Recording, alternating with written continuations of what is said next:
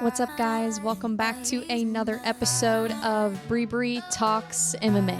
I'm trying to imagine, how does Sean Strickland win this fight? And I don't know. But he could surprise us. Maybe he has this like secret game plan. He's planning on like getting Adesanya in a flying armbar or something. I don't know. You never know with that guy. I'm just saying. Don't be shocked if Sean Strickland wins via buggy choke or something weird. Like, honestly.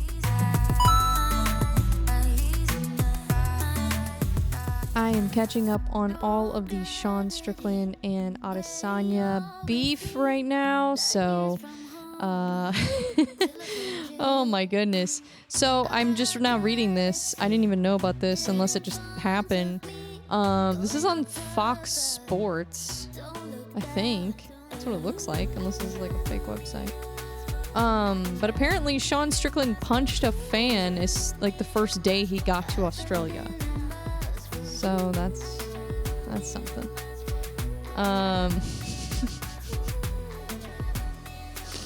This is what happened. So, yeah. Apart from being amongst the most dangerous fighters anywhere on the planet, Adesanya also boasts a growing legion of fans, which on Instagram alone number 8.3 million.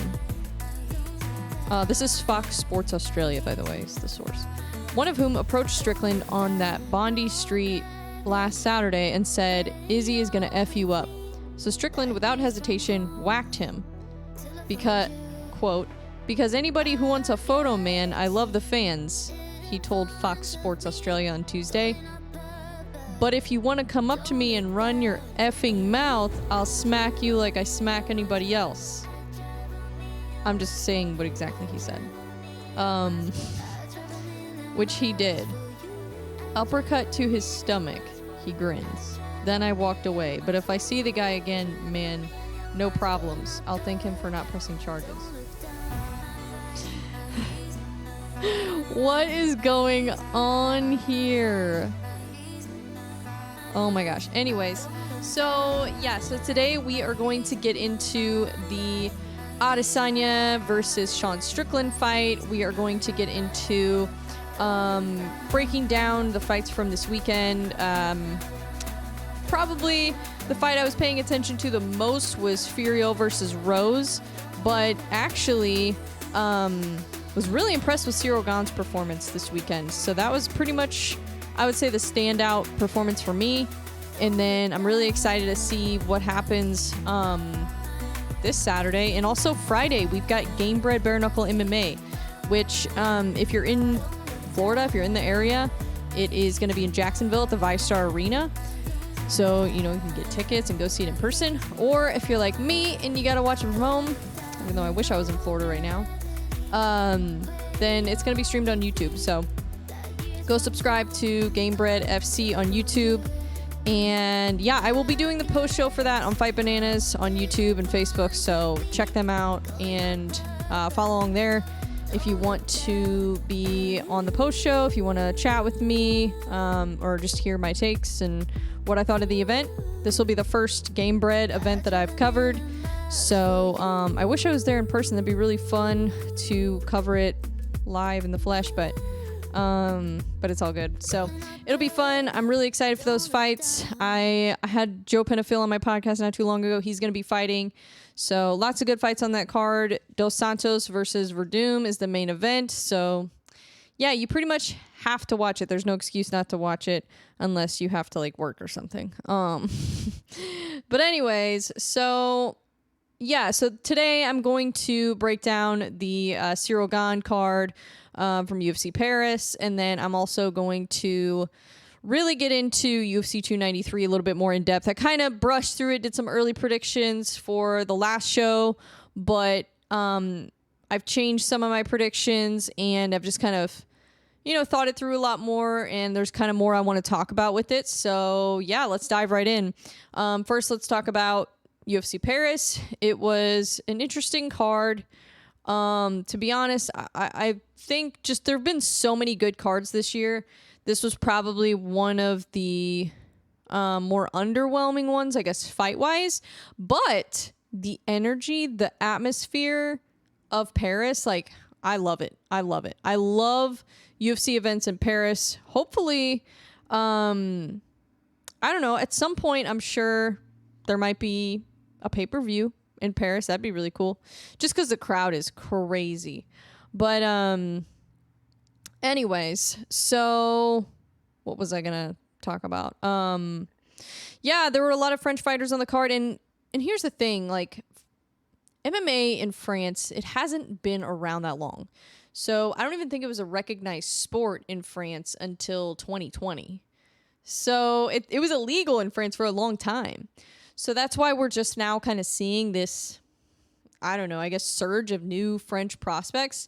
And maybe that's why, you know, some of them don't necessarily have the jiu-jitsu, don't have the MMA fundamentals, like a Ciryl Gane, for example. But actually, Ciryl Gane's takedown defense looked fantastic on Saturdays, and we'll get into that later. But yeah, let's just go ahead and get into the card before I get off on too many tangents. So the first fight was a women's bantamweight fight. Zara Farn versus Jacqueline Cavalcanti. Hopefully I pronounced that right. This was a dominant win for Jacqueline. I mean, she absolutely, yeah.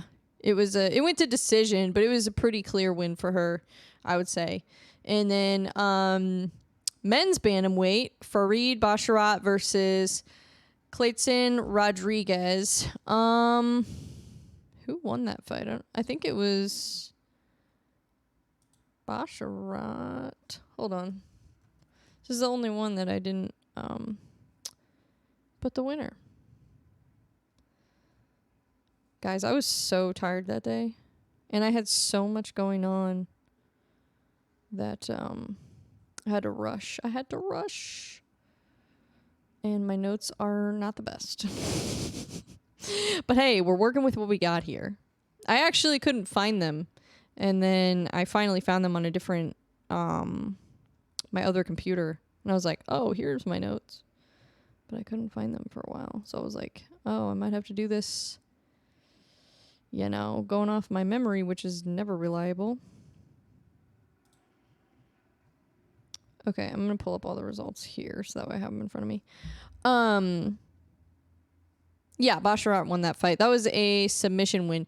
Oh, yeah, he was the one that had, like, really, really good grappling.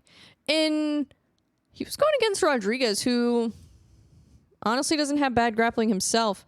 So, yeah, that was a good fight. I mean, it wasn't... yeah, I mean, it was a pretty quick fight. It was one round, 4 minutes, 15 seconds. He was a big favorite going into that fight. I didn't even realize that. He was a minus 340 favorite. But, yeah, impressive grappling from him. So, and the next fight was Nora Cornell versus Jocelyn Edwards. Oh, this was the fight that I thought Jocelyn Edwards won. Yeah, okay. This fight was interesting. So, Jocelyn was doing a lot of grappling, and I'm wondering if, I don't know, maybe just the way the judges score the fights. I don't know. I just, because it's in France and the fighter that won is French. So you always wonder, like, are they biased? Probably, but I don't know. I thought it was, maybe robbery's a little much, but I thought it was, I don't know. I thought Edwards did enough to win the fight. That's what I thought. I was a little surprised, especially unanimous decision. That was what really surprised me. That not even one judge scored it for Edwards. That really shocked me because, you know, I thought at least one judge would have thought that she won. So yeah, the fact that it was a unanimous decision, that's what kind of really irritates me, I guess. And I don't know. I only watched the fight once, but the judges only watch it once either. They don't go back and rewatch the fight to determine their decision. So it's like, I don't know. I thought Jocelyn, I mean, she had like 8 minutes something of control time. Yeah, she had like 5 takedowns, I think. Let me see. How many takedowns did she have in that fight? Yeah, she had 5 takedowns. She attempted 8 and she got 5. And the strikes, well, round 3.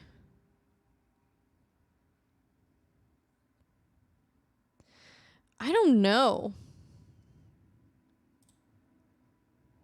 These stats could not be 100% accurate also. But it does look like the first round was close. The second round, Jocelyn outstruck her, outgrappled her. However, Nora had more significant strikes. So maybe the damage is what the judges... I don't know. I still thought Jocelyn won the fight for some reason. I don't know. Maybe I should watch it again before I say anything. But yeah, I don't know. It was an interesting fight. I thought she kind of dominated with the grappling, but I don't know. I guess you can't win fights with grappling anymore. I guess that's not a thing anymore. It used to be a thing. I don't know. Now it's not a thing anymore. Now everybody has to do damage. But it's like, then there were fights before where people get mad that they were scored for the grappler, and then they would be like, oh, well, it's damage, is why they were arguing that the other person should have won. So it's like, maybe the judges now are like not wanting to score. I don't know, dude. I just feel like a lot of times lately, the one doing the dominant grappling isn't getting the judges' decision or whatever you want to call it. So I don't know. The next fight was Lusa versus McKee. So this was a good fight. It went to decision. It was, I don't know. He was just doing a lot of damage. Lusa was, and he's the one that won the fight. Reese did get pretty close to finishing him though. I think it was in the third round. And it was actually a close fight. Like, both of them almost got finished in that fight. And yeah, I mean, Reese is really tough. I will say he's really tough. It was a fun first round. The third round was pretty crazy. But Lusa did a ton of damage in the second round. Like, it was absolutely devastating. So, yeah, I thought he probably won. I don't know if he won all three. You probably could have given one of those rounds to Reese. I don't know. Maybe the third round. I thought that Lusa did enough to win the first round, and then the second round was a clear round for Lusa, and then maybe you could have given the second round or the third round to Reese. But it was a good fight. And that was a welterweight fight. And then bantamweight, Taylor Lapilus versus Caroline Loughran. So this was I think this was like a last minute or short notice fight for one of them. I can't remember which one. Yeah, so in the first round, Lapilus had a really good round. He seemed like he was just landing more accurately, and Callan was trying to take him down. He was defending the grappling really well and just being able to use his reach in general. And then round two, Loughran, he got a takedown pretty early, but Lapilus got right back up. And then, yeah, it was just back and forth. It was a competitive fight, but Taylor, Lapilus? Yeah, that's how you pronounce it. Taylor Lapilus ended up winning via unanimous decision, which I agreed with. I thought it was pretty clear that he won. But Callan's tough, you know, he put up a good fight. And then it was a featherweight fight. This was Morgan Charrier. Sorry, guys. These French names are tough for me, okay? So don't judge my bad French pronunciations. Morgan Charrier, whatever. I'm so sorry. I'm butchering that. Versus Manolo Zacchini. And Manolo is an Italian fighter. Morgan is a French fighter. Yeah, this was a good fight. Charrier, I'm trying to think. Oh, okay.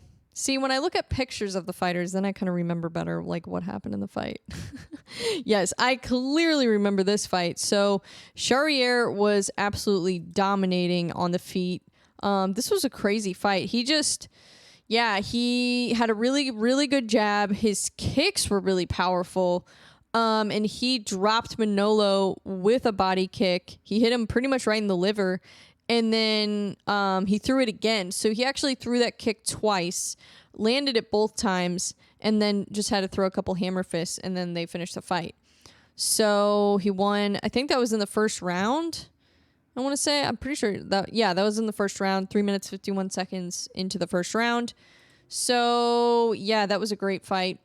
I mean, it was not very competitive, but it was a great performance from Morgan. So yeah, that's exciting. It's one of those French fighters that's kind of up and coming in the featherweight division. That's an exciting division. So yeah, it'll be interesting to see what he does next. And then after that was William Gomez versus Yanis Germori.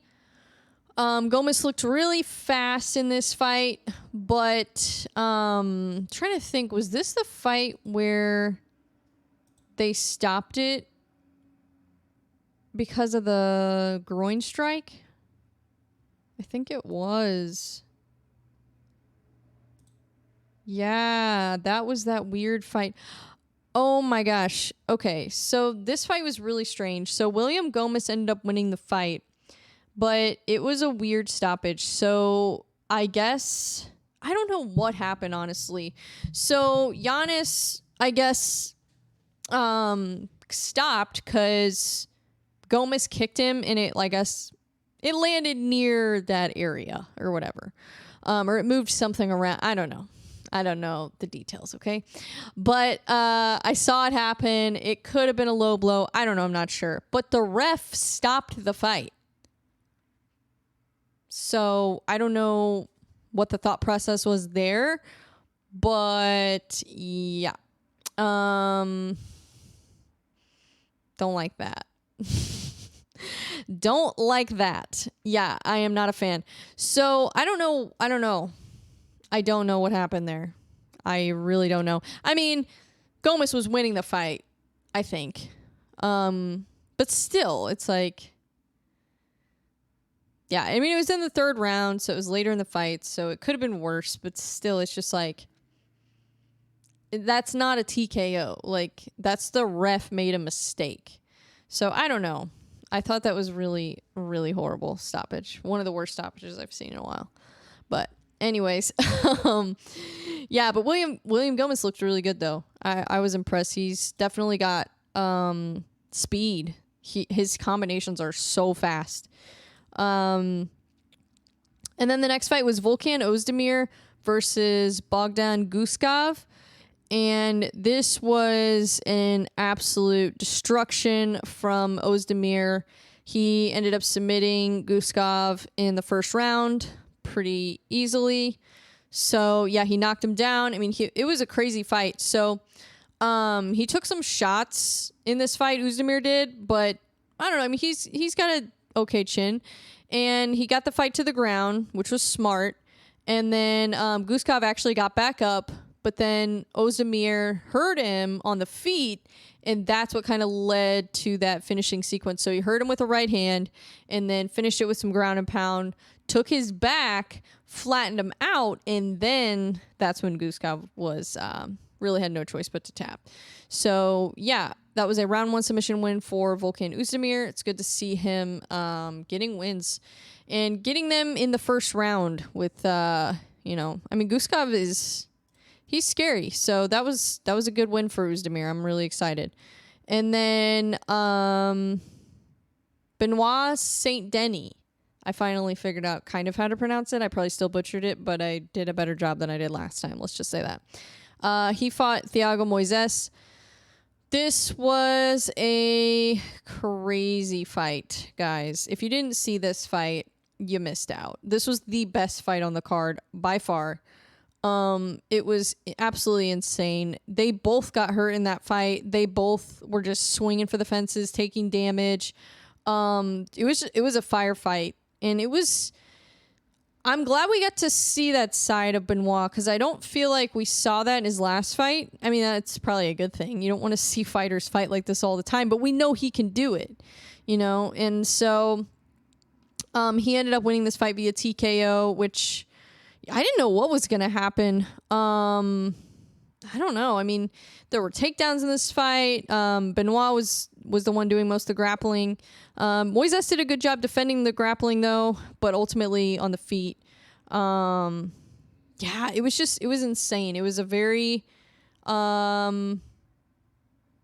swinging and banging kind of fight, I guess you could say. It was it was fun. It was a good fight, and I'm excited for Benoit because he seems like he's got some star power, and I've talked about him before, and he was in the military. You know, he's just got something a little bit different. And we kind of saw that in that fight. You know, he's got that dog mentality, if you will, where, you know, he's got so much heart, he's got so much just determination to win the fight and not let adversity kind of get in his way. So that was something I really like to see from him. And probably a lot of that has to do with being in the military too, you know, and just having a more I guess like mental toughness, mental fortitude. So I don't know. I'm really excited to see him. It's just something different. You know, it's in the lightweight division, and Thiago Moises is good. You know, he beat a really, really tough, very challenging opponent. And yeah, and that's a tough division. So he kind of is proving himself right now. And I think he does have the potential to be a big star. And who knows, maybe he'll end up fighting for the title someday. You know, the lightweight division's kind of interesting right now. It's kind of the old dogs are moving out and the new dogs are moving in. It's kind of what it feels like a little bit. You know, it's kind of sad because it's like, oh, you know, Conor's pretty much gone. I mean, I know he's going to fight Michael Chandler, but like, let's not pretend Conor's ever going to fight for the title again. Not at lightweight. And then you've got, you know, Dustin Poirier just got knocked out. So it's like, I don't know. We still got Oliveira. But, you know, who knows how that's going to go with him and Islam. That's coming up, too, in October. Gosh, there's so many exciting fights coming up. But anyways, moving on to the co-main event, women's flyweight, Manon Fiorot versus Rose Namajunas. This was Rose Namajunas' debut in flyweight. Prior to this, she fought in the 115-pound division at strawweight. This was a weird fight. So Rose looked undersized to me.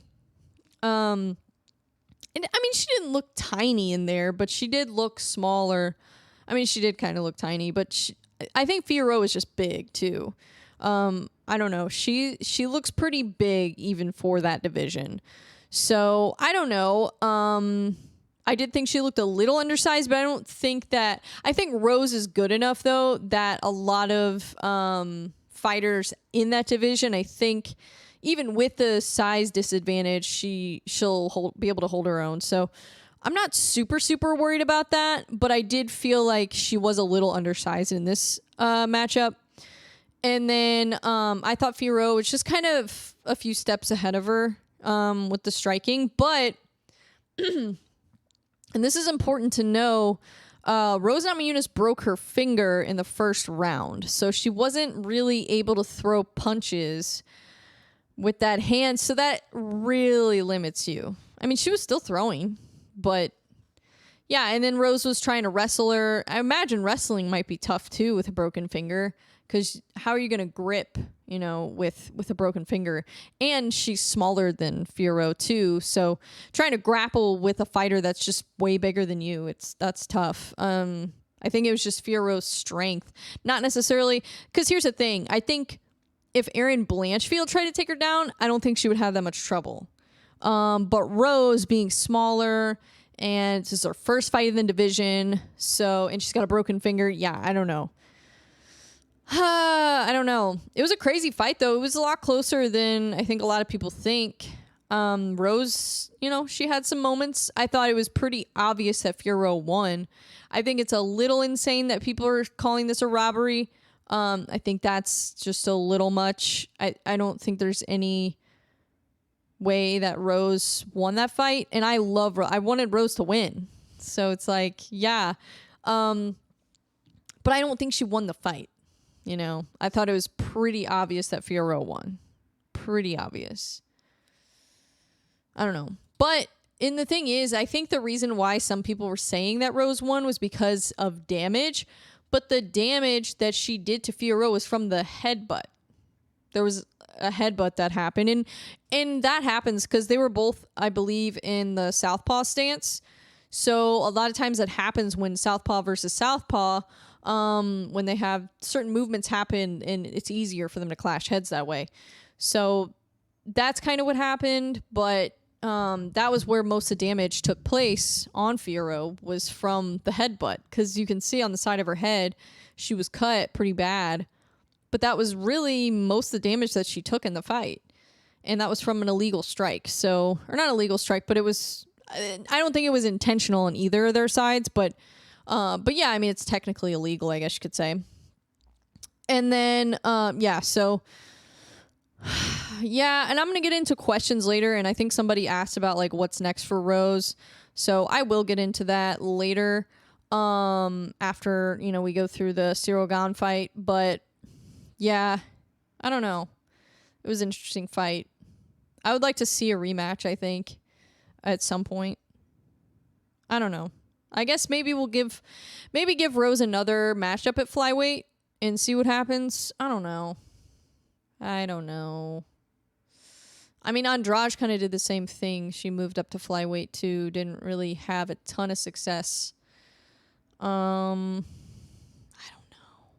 I do like Rose better at 115, but she said she doesn't want to cut to 115 anymore. She said she's walking around at 135. And when you're small like that, like 20 pounds is a lot of weight to cut, especially when you're female. It's harder to cut weight. So I get it. But yeah, anyways. Going to the main event. So Ciryl Gane versus Sergey Spivak.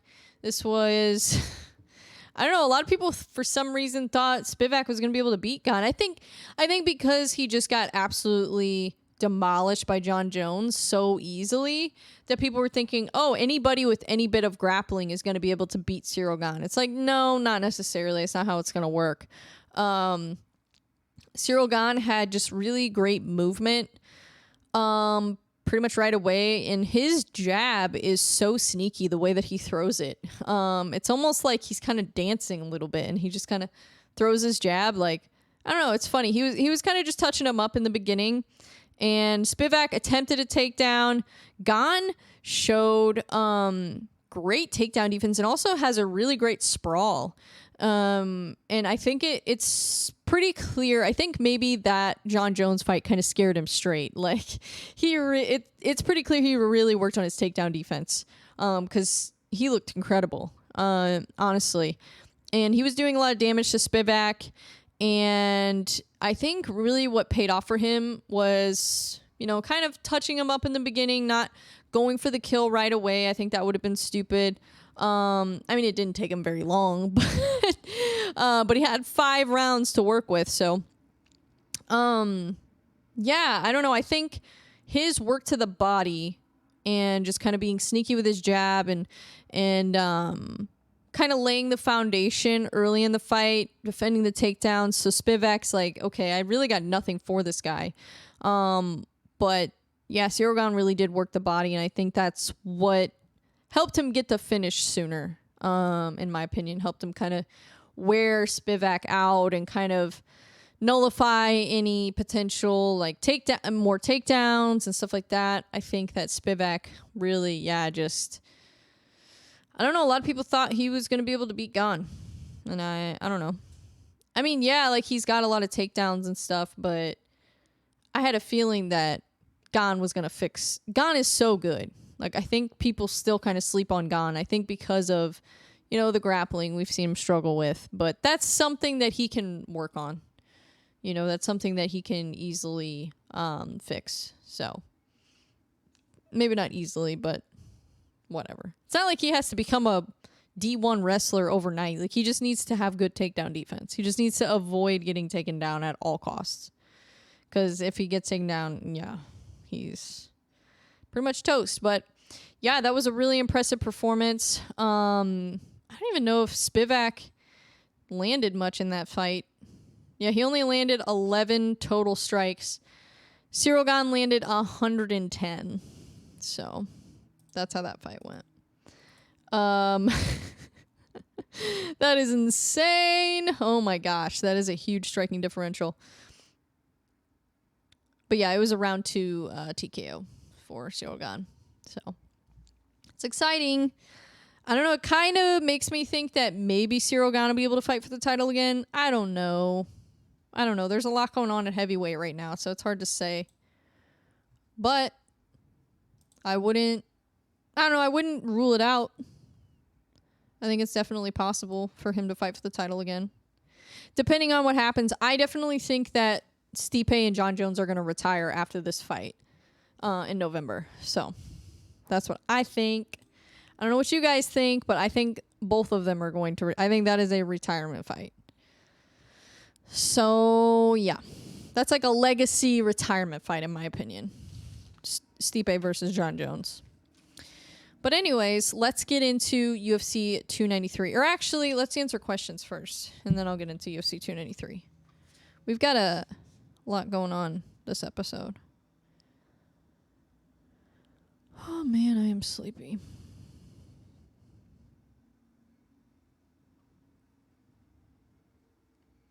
Going to Instagram.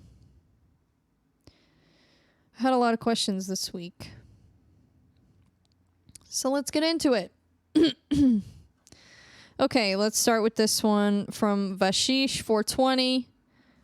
What do you think Rose should do now? I hear she's got a new camp without Trevor Whitman.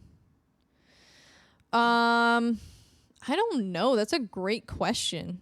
So I was wondering about that too. Like her new camp. Is this a good thing? I don't know.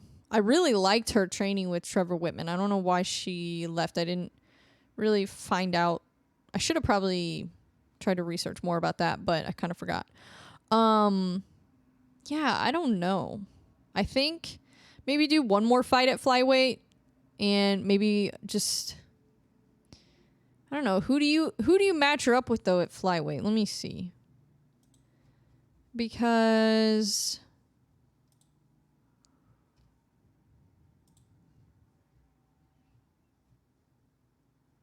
I don't think she would do...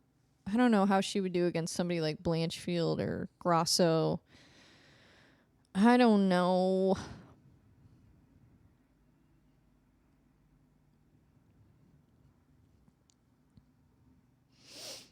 I don't know. Maybe have her fight somebody like Chukagian or Macy Barber. Somebody like that. Maybe Jennifer Maya. I don't know. Amanda Hebas. She's technically strawweight and flyweight. They could fight. I don't know. There's a lot of possibilities. I just don't know with Rose being a former champ if she's going to want to spend much time fighting these girls and not fighting for a title. You know, I think that's her whole goal. So I don't think she's going to want to do that many fights. So I don't know. Maybe you put her up against, somebody like Chukagian, I think would probably be a better matchup for her. I think that would be a winnable fight. Or even Macy Barber. I don't know. Macy Barber looked really good in her last fight. I almost want to see her fight Fiorot or Blanchfield. I don't know. There's so many possibilities. And then what do you do with Fiorot? I don't know. I thought that if she won this fight, I would want to see her fight for the title, and I don't feel that way. I feel like Blanchfield... overall, probably, I just can see it more easily. I don't know. So I don't know what to do with Rose. Yeah, I don't know. I think she should just do one more fight at flyweight, see how it goes. Try to get her a favorable matchup, at least, you know. Yeah, I'm not sure. I am not sure about that. Because I don't even think... Has Amanda Hebas really won? I mean, she fought Paige Van Zandt, I think, at flyweight.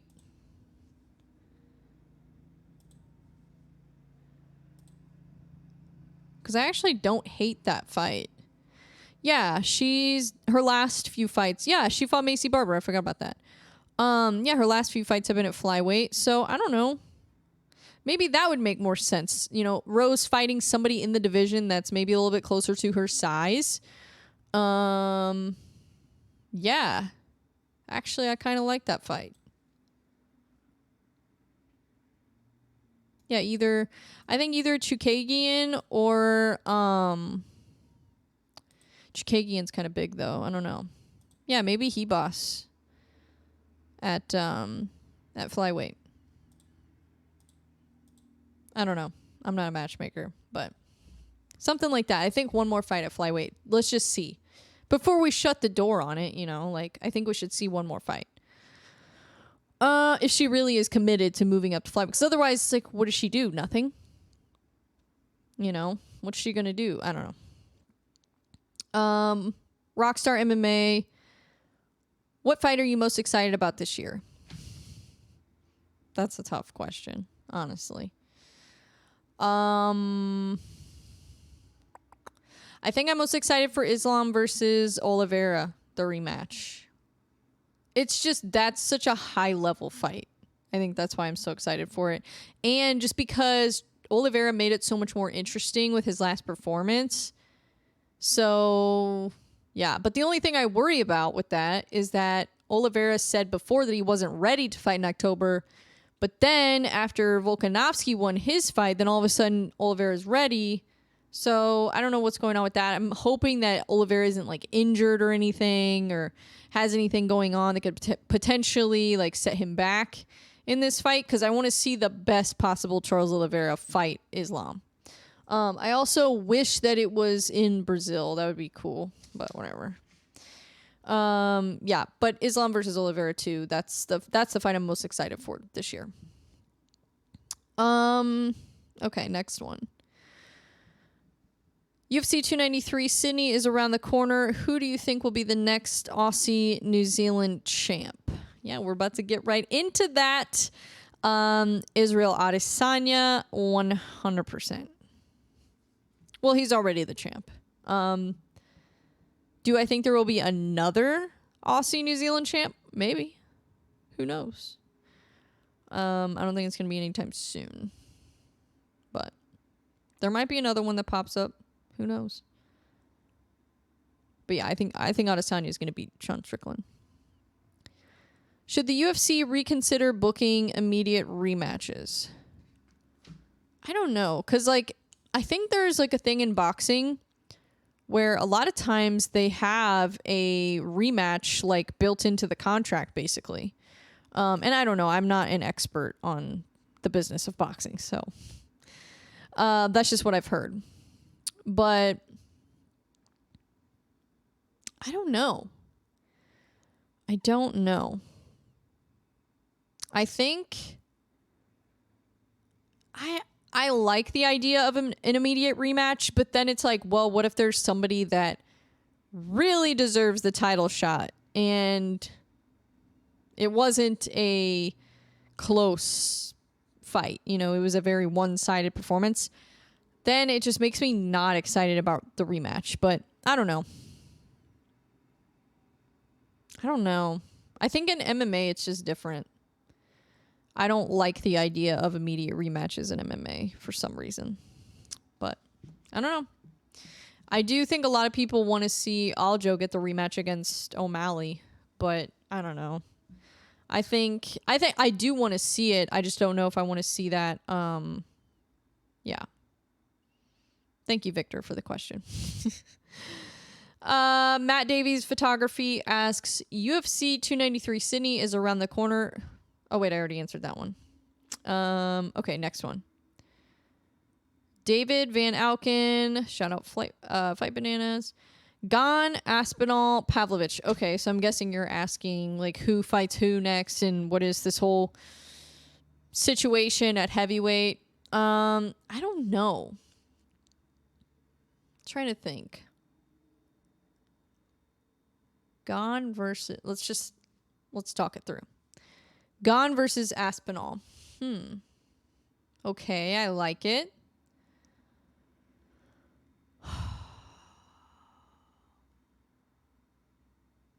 Heavyweight is so hard to predict because it's like you really never know what's going to happen. But I don't know. I don't know if Aspinall can beat Ciryl Gane. They're both really fast for that division. They both move really well. So that would be a really interesting fight, I think. I think I just want to see that fight. I don't know who would win. I really don't. I would think Gane would win, but I don't know. Aspinall is really good. I want to see that fight. Pavlovich, he's probably the most ready for the title, I would think. Just because, well, it depends on what happens with Jon Jones and Stipe, which I'm pretty sure they're going to both retire. So I don't know. I just can't see Jon Jones wanting to stay around to fight Sergey Pavlovich or Tom Aspinall. Like, I don't know. Not at this moment. You know, I could see him maybe retiring, and then if one of them becomes like a huge star, then maybe he wants to come back. But I think Jon Jones only wants one other fight, and I think it's Francis Ngannou. So who knows? Maybe Jon Jones goes to PFL and fights Francis. You never know. You really never know, honestly. But I don't think Jon is going to fight either of those guys. I don't think he's going to fight Pavlovich, Aspinall, or Ciryl Gane.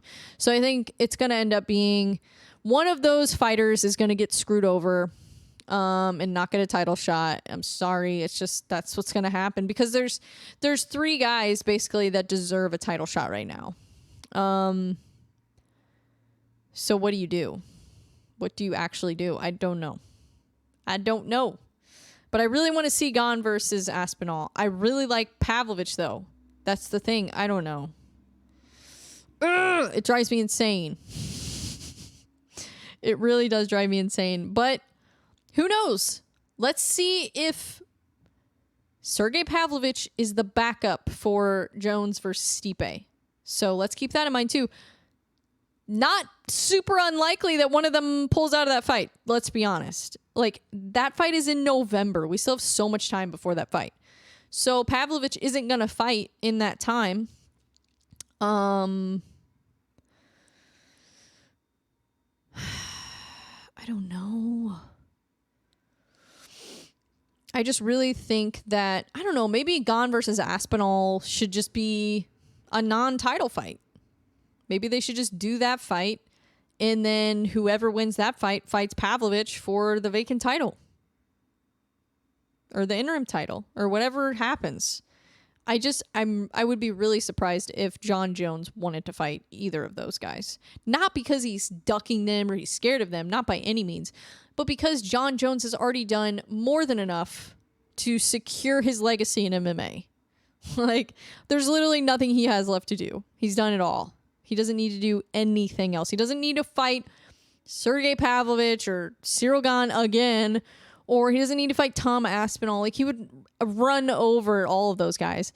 So, I mean, the Pavlovich one is kind of interesting just because he has so much power.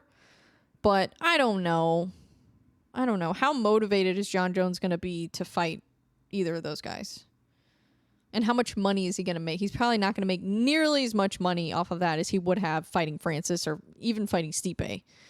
So, yeah, I think this is going to be both of their last fights, Stipe and Jon. And then we'll see what Jones does next. Maybe he does end up fighting Francis somehow, some way. That fight's too good to not see that happen. There's no way that the MMA gods won't bless us with that fight. I mean, that is literally, gosh, that's such a good, oh my God.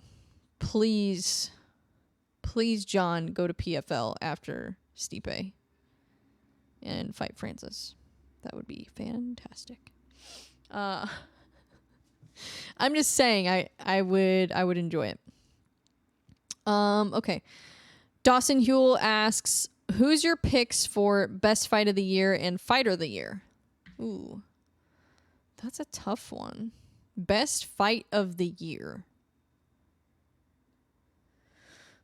Okay, let's see what fights have happened this year, because I don't want to have recency bias. Because right now I'm just thinking of Max Holloway versus Korean Zombie, and I'm like, yeah, that was the best fight of the year. But that was also a week ago. So let me take a look here. What we got? There have been a lot of fights this year. Holy crap. And a lot of these fights I kind of forgot about.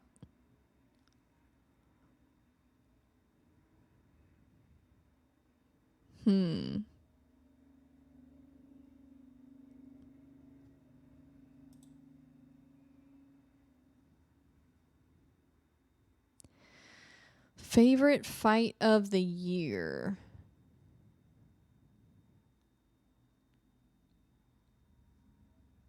Gosh, this is difficult. Maybe one of my favorites was Volkanovski versus Islam.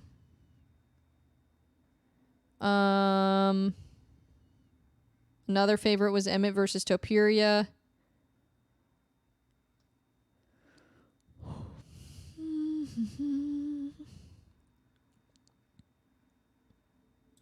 Korean Zombie versus Max Holloway, obviously.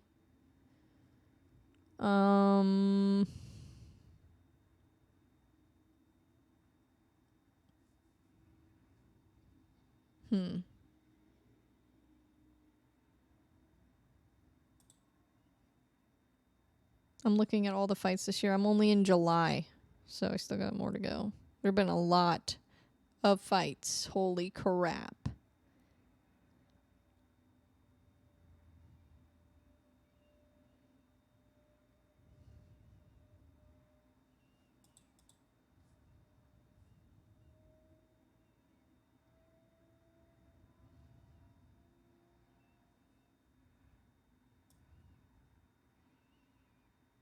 Oh, wait. No, I'm going into 2022. Oh, my God. Okay. Let's start at Strickland versus Imavov. Okay, no. Yeah, I think Volkanovski versus Islam and Korean Zombie versus Max Holloway. Both featherweight fights. But I think those are my favorite fights so far this year. I really do. Yeah, and then fighter of the year? I think you got to go Sean O'Malley on that one. Because he was an underdog. He kind of overcame the odds. And he's a huge star. He finally won the belt. Yeah, I think you got to go Sean O'Malley this year, in my opinion. Yeah, either Sean O'Malley or... I don't know. Volkanovski lost to Islam. Otherwise, I would say Volkanovski. Because that was a close fight. And then the way he dominated Yair. I don't know. I'm still going O'Malley, I think. Okay, so let's get into the fight card for UFC 293. So in the early prelims, we have Kevin Jousset, hopefully I pronounced that right, versus Kiefer Crosby. Yeah, I don't know. That's kind of an interesting fight, actually. So Kiefer Crosby has a win over Alex Oliveira. Not in the UFC. It's in a different promotion that they fought, I think pretty recently. And then Kevin Jousset doesn't really have any like notable wins or anything, but he did lose to Jack Della Maddalena, so that's, I guess, one big name that he's fought. It was a while ago. And he's at a City Kickboxing, so he's, they're probably trying to hype him up right now a little bit with this whole card. And yeah, this is a welterweight fight, so I don't know. Kiefer Crosby, he actually trains at Conor McGregor's gym, so SBG in Ireland. And so I'm wondering what we're going to see in this. I don't know. It's kind of interesting. Crosby's on a 2-fight win streak. Jousset's on a 3-fight win streak. So, yeah. Jousset's 8-2. Crosby is 10-3. So, should be interesting. I don't know. I haven't watched much of their fights, so I don't really know who's going to win. I know Crosby, he's fought in Bellator. So, yeah. I don't know. We'll see. And then featherweight, we've got Shane Young versus Gabriel Miranda. I'm really excited for this fight. Shane Young, he's another one out of City Kickboxing. He's 13-7, currently on a 3-fight losing streak. But at one point, he was doing pretty well. He was kind of on a hot streak in the UFC, and he was getting a lot of attention. Obviously, with training at City Kickboxing, they're kind of all, in that circle. He actually has fought Volkanovski before too. He has a loss, decision loss to Volkanovski, and I think it was a decision. And then Gabriel Miranda actually has a loss to Benoit Saint Denis. So yeah, no big wins for either of them really, like big names, but they do have some really big names that they've lost to. So and Gabriel Miranda is 16-6. He's currently on a 1-fight losing streak, but he is a bit of a submission artist. So it'll be interesting to see because Shane Young's never been submitted. So I don't know if this is something to worry about with him necessarily, but if Gabriel Miranda wins that fight, I could see him getting a submission or maybe a decision. I don't know. It'll be interesting. But yeah, they've both fought some really tough competition. So yeah, and then welterweight, Mike Mathetha versus Charlie Radke. I will be honest, I am not a big fan of this matchup at all. Just gonna put that out there.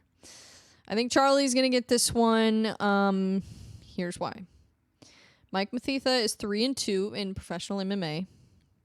He's on a 2-fight losing streak. He's 0-2 in the UFC. He trains out of City Kickboxing. He's 35 years old. Last time he fought was over a year ago. Charlie Radke's on a 4-fight win streak. He's 7-3, and he's fought the likes of Austin Hubbard. He did lose to Austin Hubbard, but still, yeah, the last fight he had was not too long ago. It was in April, so within the last 6 months. Yeah, he's 33. So just I don't know if that was a short notice thing or I don't know what's going on there, but I do not like that matchup at all. I think Mike Mathetha might get absolutely destroyed, but we'll see. Nasrat versus Lana Quinones. So we all enjoy watching Nasrat fight. He's a fun fighter to watch. He's on a 1-fight win streak right now, so he does have a win under his belt. Quinones is on I guess not a streak. He lost his last fight, but he's 7-1, so he's won all the other ones before that. And he actually lost to Jason Knight on the Ultimate Fighter. I don't think that's counted in his losses because that's Ultimate Fighter's exhibition fights, so it doesn't technically count. So that's not the loss that's on his record, but he did lose to Jason Knight on the Ultimate Fighter, and this is his UFC debut. He's been in Titan Fighting Championship, which is actually a pretty good promotion. They have good competition in that promotion. His last fight was in July, so I don't know. Nasrat, it seems like he's got a lot more experience, and I don't know. I think he's got this one. Honestly, I think Nasrat definitely has what it takes to win this fight. But it's been about a year since he last fought. So we'll see. I don't know. And I think his last fight was actually with Mac Desi, who is also on this card, who fights right after him. So I thought that was kind of interesting. But yeah, so we'll see what happens. I think Nasrat's going to win that one. And then another lightweight fight, Jamie Mullarkey versus John Makdessi. So Jamie Mullarkey is 16-6. He lost his last fight. He actually has also fought Volkanovski and Brad Riddell. So he's got some tough competition under his belt. He lost to both of them, but still. And then he is 29. He's 6 feet tall. His last fight was in June of this year. And then John Makdessi, he's 18-8. He also lost his last fight. He trains out of Rufus Sport, I believe, with Duke Rufus. And he is 5'8", 38 years old. His last fight was Nasrat, so about a year ago. I think Mullarkey will win this one. I don't know. I know Makdessi has more experience. He's been in the UFC for a long time. This might be, I think, his 20th UFC fight.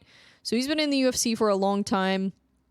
And but I don't know. I just think Mullarkey is going to figure out a way to get this one done. I don't know if it's going to be like a blowout performance, but I do think he's going to be able to beat Makdessi. But who knows? It could end up being kind of another, I mean, Nasrat had a really tough time being able to put Makdessi away. So who knows? I don't know if Malarkey's going to be able to finish him, but maybe he'll get a decision, something like that. I don't know. It should be an interesting fight, though. We'll see. And then a featherweight fight, Jack Jenkins versus Chepe Mariscal. So originally I picked Mariscal in this one, and now I'm kind of leaning towards Jack Jenkins. I don't know why. It being in Australia, and seems like they're really trying to hype him up. He's currently on a 9-fight win streak. I would say, though, his fight with Jamal Emmers, I don't know that I would consider that a win. I mean, it's a win. A win is a win. Okay? A win is a win. So, yeah, it's a win. But I thought Jamal Emmers won the fight. Yeah, I don't know. Not a huge robbery, but I did think that Emmers, yeah, I thought he won the fight. Or I thought it was at least close. So that I do take that into consideration. And that's why I was originally going with Mariscal, because I'm like, well, I mean, he couldn't really beat Jamal Emmers like cleanly, like decisively, dominantly. But at the same time, Jamal Emmers is a much tougher competition than Mariscal, I think. He's really rangy, and Mariscal, he's about the same size as Jack Jenkins, like height-wise. He's actually on a 4-fight win streak, though. He beat Trevor Peek his last fight, and that was a fun. Trevor Peek's always fun to watch. So they were both on the same card. So Jack Jenkins fought Jamal Emmers, and Chepe Mariscal fought Trevor Peek on the same card back in June. So that was fun. But I think Jack Jenkins is going to win this one. I don't know why. He is 12-2. Chepe is 14-6. Which also means he's got more experience. He's got 20 pro fights under his belt. Jack Jenkins only has 14. But I think that Jack is just on a hot streak right now. He's from Contender Series. So, of course, Dana is going to want anybody from Contender Series, Dana wants them to perform. So, yeah, I think he's going to win that one. Just a gut feeling. And then light heavyweight, Carlos Ulberg versus Jung Daun.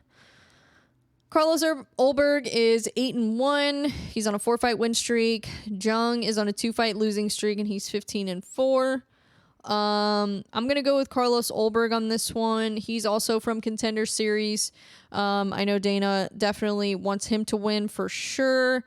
And he's also, I think he's from Australia or New Zealand. I can't remember. So this is like a hometown fight for him.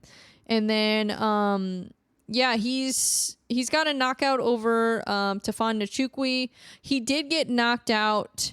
Who knocked him out? I can't remember the guy's name. Oh my gosh, it's on the tip of my tongue.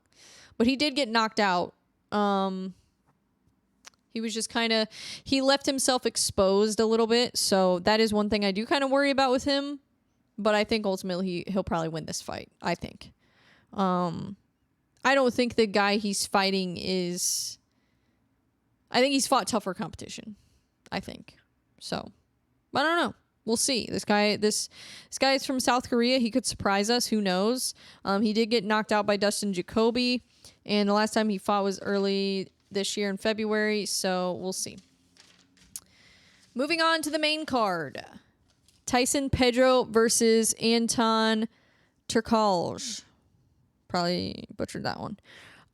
Tyson is 9-4. He is on a 1-fight losing streak, so lost his last fight.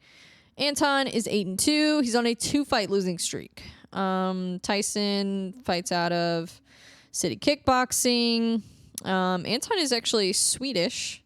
He was on Contender Series, so problem is that he has gone 0-2 in the UFC. So if he loses this fight, that's not good for him at all. I do think this is going to be a good competitive fight. They've both fought some really tough competition. Tyson Pedro has beat Paul Craig and Khalil Roundtree, so he's got some pretty big wins under his belt. Anton lost to Jelton Almeida, so hasn't beat anybody big like Tyson has, but definitely has fought a high level of competition. So, and that was his UFC debut, was Gelton Almeida. So that's a pretty bad first fight in the UFC. Like, you're up to a great start here. Fighting one of the most terrifying guys in the division. So yeah, so I don't know. It's we'll see what happens, but I think Tyson Pedro is going to win that one. That's who I've got. So we'll see. I mean, he's beat Paul Craig, Khalil Roundtree. He's pretty big. He's 6'3". He's 31, so he's right in the perfect time. I don't know. So we'll see, but I think it's going to be a closer fight. Like, I don't think I do think it's going to be competitive, I think. Who knows? This Swedish guy could be, an absolute monster, but I don't know. Just with him being 0-2 in the UFC, that kind of concerns me a little bit. And we see that a lot sometimes with the Contender Series guys. Like, sometimes they just absolutely crush it, and they're like a Sean O'Malley, or a Bo Nickel, or, they end up just losing every fight in the UFC. And then, yeah, so hopefully that's not what's in store for him. But I don't know. I think Tyson Pedro is going to win that one. And then at heavyweight, we've got Justin Tafa versus Austin Lane. So Justin Tafa is 6-3. He's currently on a 2-fight win streak. Austin Lane is 12-3, currently on a 6-fight win streak. And one thing is that both of these guys have been knocked out, so that I highly doubt this fight will go the distance, is all I've got to say. Justin Tafa has a 100% finish rate. And every time that Austin Lane has lost, he has been knocked out or TKO'd. So that's what kind of makes me lean toward Justin Tafa a little bit. But Justin Tafa did get knocked out by Yorgan De Castro a while back. I mean, it's been a while. It's been like 3 or 4 years. But he did get knocked out by Yorgan De Castro. So I don't know. Neither of them are invincible is basically what I'm trying to say. Their last fight was only 30 seconds long. It was a no contest. I think it was like an eye poke or something. 30 seconds into the fight. So it looked like Austin Lane was doing better than Tafa within that 30 seconds, but 30 seconds is not enough to judge of like who is going to win. Yeah, I don't know. That was a really bad eye poke too. So I don't know. We'll see. I think Justin Tafa is going to win. Carrying some momentum from his brother. I don't know. We'll see. But I think he's got this one. I just think that he's got power. He 100% finish rate. That's pretty crazy. And yeah, he got knocked out by Yorgan De Castro, but Austin Lane got knocked out by, or I don't know if he got knocked out, but he lost to Greg Hardy. So yeah, I think he got knocked out in that. Yeah, he got knocked out in that fight. And then at flyweight, we've got a very interesting fight. We've got Manel Kape versus Felipe dos Santos. So Manel Kape is 18-6. He's on a 3-fight win streak. Felipe dos Santos, he is 7-0, and this is his UFC debut.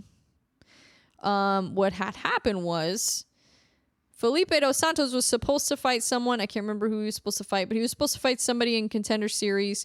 And they missed weight. So they ended up giving Felipe this last minute fight because Manel Kape's opponent, Kai Kara France, got a concussion in training. So it opened up an opportunity for Felipe. Now, this is a heck of a way to make your entrance into the UFC. I will say that. Manel Kape, again, is 18-6. He's 29, so he's like right in his prime right now. His last fight was a little less than a year ago. Here's what kind of scares me with Felipe. So Felipe actually, I think, is a very promising prospect. So he trains out of shoot box. He's Brazilian. He's 7-0. He's fought in LFA. His last fight was November 2022. So around the same time, the last time Manel fought. He trains out of shoot box. He's 22 years old. So very promising prospect. Do I think he's ready for Manel Kape? I don't think so. The thing is like Manel Kape is a very tricky guy to fight because he moves around a lot. He fights with his hands down. He kind of will try to bait you into things, and he's just very hard to read too because he's always moving around. He's always switching stances, and for somebody making their debut, that just seems like that could be very overwhelming. Especially Manel Kape, who's fought a lot of competition in that division. Yeah, he's got so much experience. And Felipe's undefeated. He's 7-0. So that is the one advantage he does have. He's never been defeated. So who knows? But I think Manel Kape's going to win that one. I think that's a really tough debut. But if Felipe wins, then that's huge for him. I mean, then he is on a very, very good path if he wins that fight. But I still think that that might be a little too high of a step in competition for Felipe. But who knows? Maybe he's getting a sweet contract out of that. Hopefully that's the case. But yeah, so that's a tough fight for him. And then the co-main event is Tai Tuivasa versus Alexander Volkov. I think that, gosh, I don't know what's going to happen in this fight. So let's look at the stats. This is a heavyweight fight, obviously. Tai Tuivasa is 15-5. He's on a 2-fight losing streak. Alexander Volkov's 36-10. He's on a 2-fight winning streak. So significantly more experience for Volkov. Obviously, he's also older. He's 34. And Tai Tuivasa is 30. Tai Tuivasa's last win was Derek Lewis, so you do have to kind of think about that. Like, Tai Tuivasa beat Derek Lewis. Like, Derek Lewis he's a monster, okay? He's an absolute monster. Yeah, that's a big win. That is a big win to have under your belt. But he is on a 2-fight losing streak, so I don't know. Alexander Volkov hasn't been knocked out in 5 years. So do I think Tai Tuivasa is going to be able to just knock him out? I don't know, man. I don't know what he's going to do. Hopefully throw some leg kicks. Hopefully he plays it a little bit more patient because it's going to be hard. He's going to have a hard time, I think, dealing with Volkov's range. I think that's going to be tough for him. And who knows? Maybe Volkov will try to wrestle with it. I don't know. You never know what to expect here. But I think Volkov is just going to try to kickbox with him. Try to maintain space. And then Tai is just going to have to try to figure out a way to get in the pocket and try to catch him. I don't know. It's going to be tough. It's going to be tough. He's going to have to take some risks probably in this fight, which is not probably what he should do. But I think that's what he's going to have to do is take some risk against Volkov. Volkov is not an easy opponent to beat. So we'll see. I don't know. That's a hard fight to predict in my opinion. I think Volkov is a better fighter by far. But I just have a feeling, I mean, it's heavyweight, so you just never know. I have a feeling that Tai Tuivasa might be able to catch him. I don't know. We'll see. It is in Australia, so I think just that energy, like I said on the last episode, the Australian vibe, the shoey, I think that is all going to work in his favor. So we'll see what happens. But the main event. Ciryl Adesanya versus Sean Strickland, and I kind of talked about this earlier, but let's go through the stats. I want to give you guys all the stats and it might seem like obvious information. Like I know you guys can go look this up yourself, and everything, and some of you guys might know all these stats already, but let's be honest, most of you guys probably don't. But I like to bring up the stats because sometimes you forget. Like sometimes we forget. Like here's a stat for you. Did you know that Sean Strickland is 27-5? Yeah, a lot of people probably knew that, but I feel like a lot of us probably forgot that. Like, we know it's like, oh, yeah, but it's like, oh, wow, yeah, holy crap. Like, Sean Strickland is good. and you can't look at somebody's record and necessarily base it all off that, because here's the thing about Ciryl Adesanya. He's 24-2, so technically has less wins than Sean Strickland, but Guess what Israel Adesanya did before he was 24-2 in MMA? He was 75-5 in kickboxing. So, yeah, you can't really look at their record and compare it like that. But it is interesting, though. It is interesting, especially at middleweight, to see someone with a record like that. That's pretty impressive. And he's got a black belt in jiu-jitsu. He's training at Extreme Couture now. And they're doing a lot of good work there. He's on a 2-fight win streak. Now, the thing is, the guys that he has wins over, not nearly as impressive as the wins that Adesanya has. And think about this. Both of Adesanya's losses, both of those guys are currently fighting at light heavyweight. So, yeah. And they had a competitive fight. That's the thing, too. Like, Pereira and Blachowicz, their last fight was competitive. And they're the guys that Adesanya couldn't quite figure out.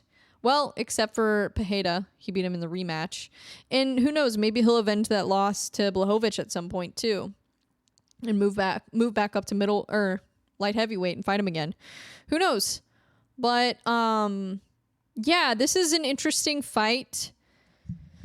I'm trying to imagine, how does Sean Strickland win this fight? And I don't know. It's like, can he wrestle Adesanya? I don't know. Blachowicz was able to, but Blachowicz is also light heavyweight, and they were fighting at light heavyweight. And Adesanya didn't even really put on weight for that fight. So, I don't know. I don't think Sean Strickland has the wrestling strength to keep Adesanya down, or really to do much to him on the ground.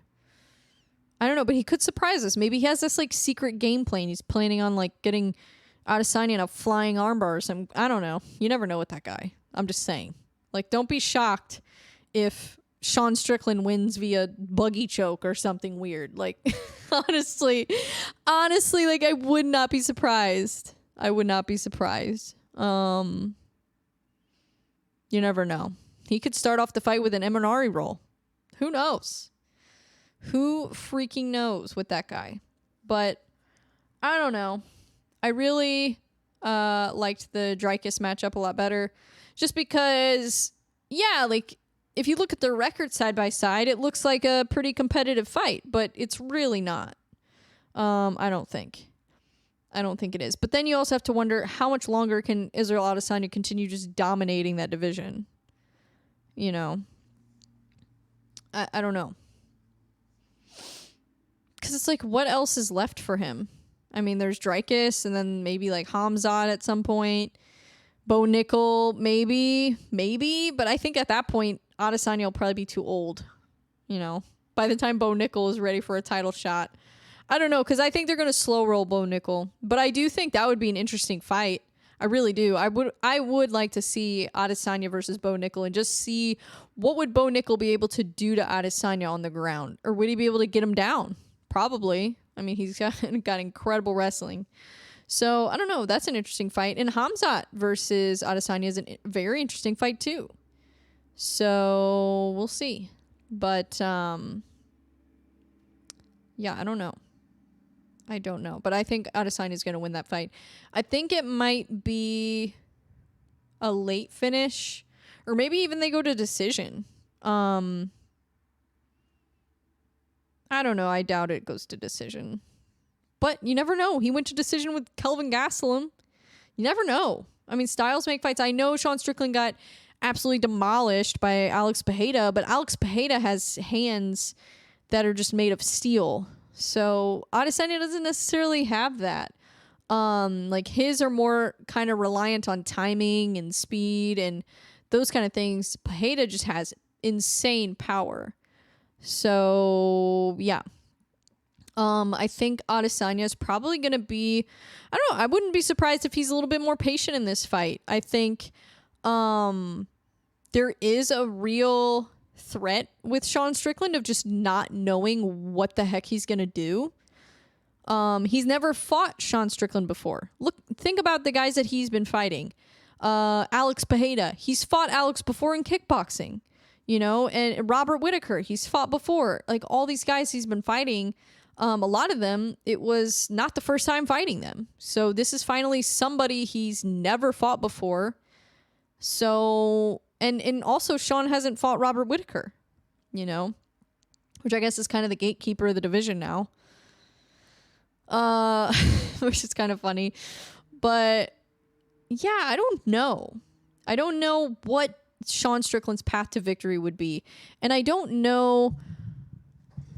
Yeah, I don't know what he's going to do. I think he would have to wrestle. I don't think he can stand up with Adesanya and have any sort of success. But you never know. You really never know. But if Jan Blachowicz couldn't even finish him, what makes you think Sean Strickland's going to be able to? I don't know. One thing Sean Strickland does do a pretty good job of, I would say, is energy management. Like, just his style doesn't require as much energy as, like, Adesanya's style. But Adesanya has such good cardio that it doesn't even matter. Like, Adesanya is not going to get tired in that fight. And Sean Strickland's not either. So that's the only thing that makes me think maybe it could go to decision. But I don't know. He could end up getting knocked out in like a minute. Like, who knows? But I would say most likely what I think would happen is maybe like third or fourth round, or maybe even a fifth round finish for Adesanya. I think he's going to spend the first round just laying a lot of groundwork and throwing like feints and just kind of controlling the octagon, maintaining that space. Yeah, I think he's going to do a lot of that, throw some leg kicks, because if you remember, I was watching the Sean Strickland Brendan Allen fight, and Brendan Allen threw a bunch of leg kicks on him, and he actually kind of messed up his legs. So I don't know. I think that probably is part of Adesanya's game plan for sure. And Adesanya's fight IQ is it's one of the best. He has insanely good fight IQ. So we'll see what decisions he makes with Strickland, but I think he's going to be patient. I think he's going to lay some groundwork in round 1, round 2, maybe hurt him a little bit.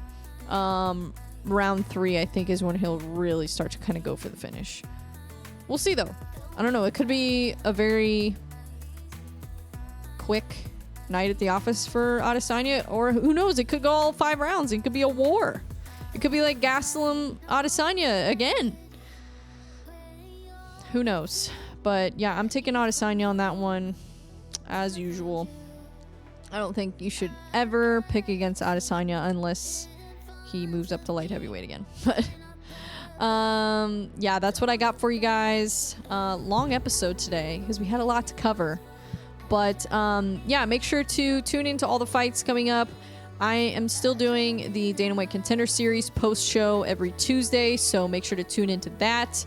There's a lot of cool stuff going on in Contender Series, and probably what I'll do once Contender Series is over is on an episode of this podcast, I'll probably just kind of break down all the contracts that were given out and kind of go through like my favorite fighters from Contender Series, where I think they're going to end up, and kind of do an analysis on that.